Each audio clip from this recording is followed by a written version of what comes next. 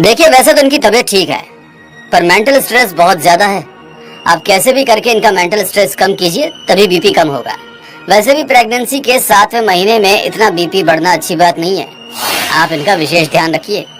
अमित और राधिका को शादी के 10 साल के बाद माता पिता बनने का सौभाग्य प्राप्त हुआ।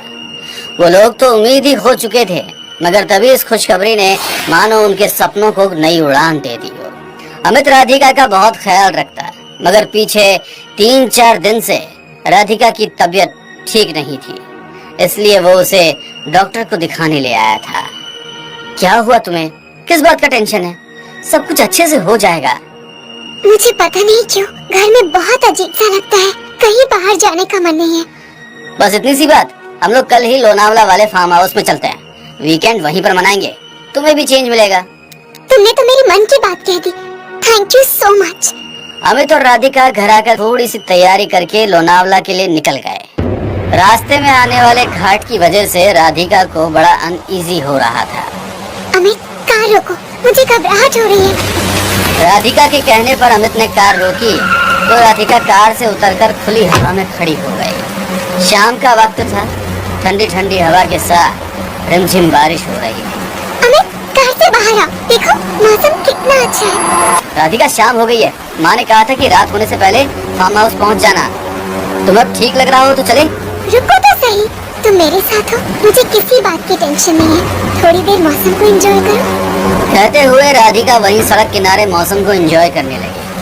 अमित भी उसका साथ देने लगा, मगर दोनों इस बात से अनजान थे कि कोई उन दोनों पर लगातार नजर रखे हुए है। कुछ देर बाद जब वो दोनों कार से लोनावला की तरफ निकले तो एक साया उनके साथ उनकी कार में मौजूद था। वो लोग जैसे ही फार्म हाउस पहुंचे, वहाँ पर ताला लगा हुआ था। ये रामदीन काका कहाँ चले गए? माँ ने उन्हें कह दिया था कि आज रात हम लोग पहुँचने वाले हैं, फिर यह ताला क्यों है? राधिका से बात करते हुए अमित रामदीन काका को फोन लगाने ही वाला था कि एक लड़की वहाँ आई। गांव की औरतों की तरह घाघरा ओढ़ना पहने हुए, उसका मुंह भी ढका हुआ था। राम राम सा, मेरा नाम मोनिका है। रामदीन काका की तबीयत ठीक नहीं है, इसीलिए उन्होंने आपकी देखभाल के लिए मुझे भेजा है। माफ कीजिए, आने में देर हो गई। कहते हुए उसने फार्म हाउस का ताला खोल दिया। Unbelievable how pretty it is. Ramdeen काका इसकी बहुत अच्छी देखभाल करते हैं। सच में यहाँ बहुत सुकून है। राधिका अमित के साथ फार्म हाउस घूम ही रही थी कि तभी मोनिका ने उन लोगों के लिए खाना लगा दिया। दोनों खाना खा ही रहे थे कि बाहर का मौसम बदलने लगा। अचानक तेज बारिश शुरू हो गई। ये मौसम को अचानक क्या हो गया? ये पहाड़ी इलाका है, यहाँ अक्सर ऐसा मौसम खराब हो जाता है। आप सफर से थक कर आए हैं, आप आराम कीजिए।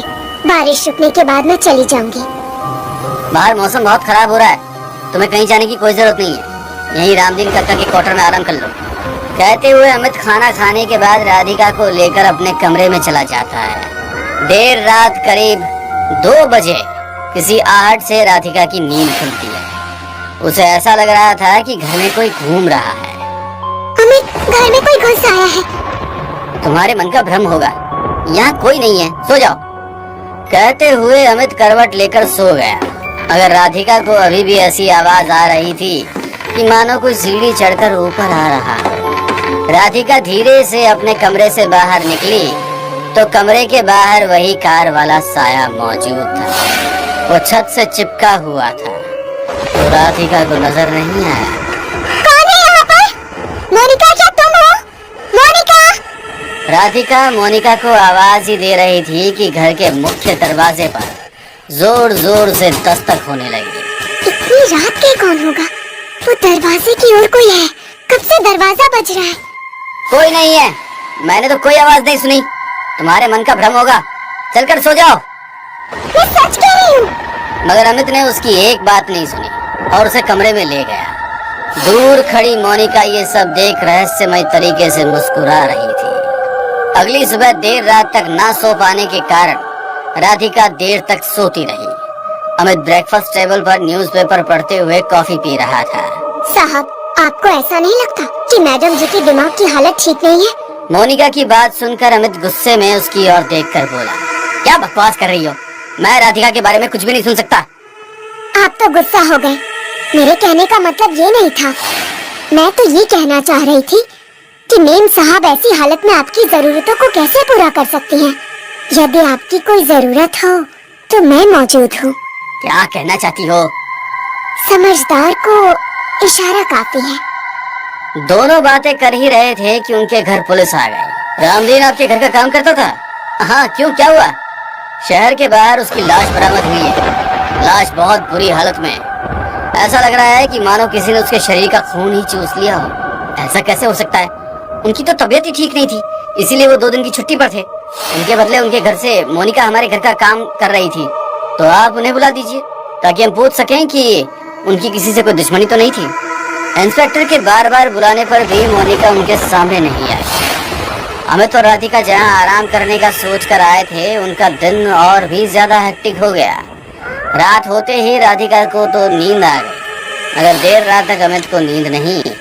उसे रह रहकर मोनिका की बातें याद आ रही थी। उसने अपने पास सो रही राधिका की ओर देखा, फिर आंखें बंद करके सो गया। देर रात वही कार वाला साया उन लोगों के कमरे में आया।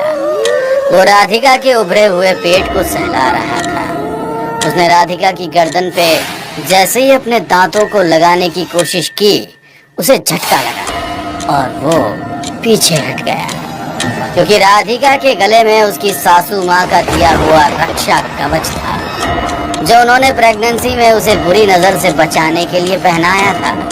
तेज झटके से वो साया बुरी तरह से बौखला कर गायब हो गया।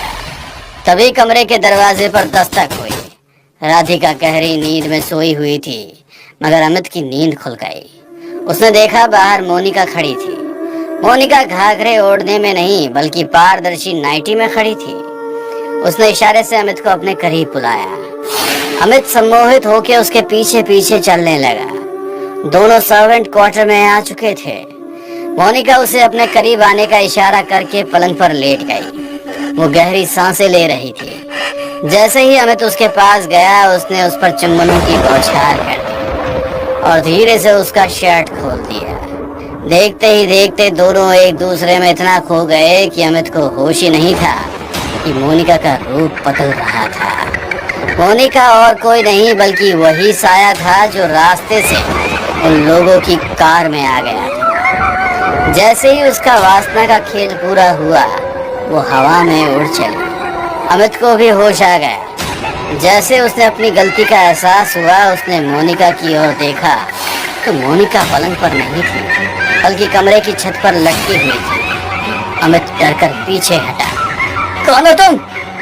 मैं जो कोई भी हूँ, मुझे तेरा बच्चा चाहिए। और जन्मे बच्चे की खुशबू कितनी दिलचस्प होती है, वो मुझे यहाँ तक खींच लाई। तुझसे मैंने तेरा अंश हासिल कर लिया है। बस उस अजन्मे बच्चे की बलि, फिर मैं और मेरा होने वाला बच्चा दोनों अमर हो जाएंगे। कहते हुए वो जोर जोर से हंसने लगी। उसके दोनों पैर उल्टे थे। नहीं, क्या बच्चा? वो तुम्हें कभी हासिल नहीं होगा, कभी नहीं। कहते हुए वो अपने कमरे की तरफ भाग उसने राधिका को उठाया और तुरंत कार में बैठ गया। क्या हुआ? इतने घबराए हुए क्यों? मगर राधिका के किसी भी सवाल का वो जवाब नहीं दे पाया और कार स्टार्ट करने की कोशिश करता रहा। कार चालू ही नहीं हो रही थी। तभी इंस्पेक्टर गांव के कुछ लोगों के साथ वहां पर पहुंचा और अमित से बोला, गांव के लोगों का मानना है कि रामदीन काका की मौत किसी पैशाचिक शक्ति की वजह से हुई है और वो इस वक्त तुम्हारे ही घर में है। जैसे ही हम लोगों को पता चला कि हमने कल रात को ही आपके घर को किलित कर दिया था। शैतानी शक्ति के प्रभाव के कारण हम आपके घर के भीतर दाखिल नहीं हो पा रहे थे। अच्छा हुआ आप बाहर आ गए। अब हमें उसे मुक्ति देनी होगी। मुक्ति? उसे मुक्ति कैसे मिलेगी? ये सब क्या हो रहा है? कोई बताएगा मुझे? अमित खुद उस पैशाचिक शक्ति को महसूस कर चुका था, इसलिए उसने ज्यादा सवाल नहीं किए। उन गांव वालों ने कुछ मंत्र पढ़ते हुए उस घर को आग लगा दी। मोनिका उस घर के भीतर जल रही थी। जलते हुए वो अपने असली रूप में आ गई। उसका भयानक रूप देख राधिका डर गई। सभी को उसके उल्टे पैर नजर आ रहे थे। मुझे कोई खत्म नहीं कर सकता, कोई भी नहीं। क्या हुआ? जो आकाश मेरी कोख में नहीं आया, मैं आकाश के अंश के रूप में जन्म लेने वाली हूँ। कहते हुए वो जोर जोर से हंस रही थी। कुछ दिनों के बाद जब राधिका की डिलीवरी हुई तो उसे बेटी हुई और उस बेटी के दोनों पैर उल्टे थे।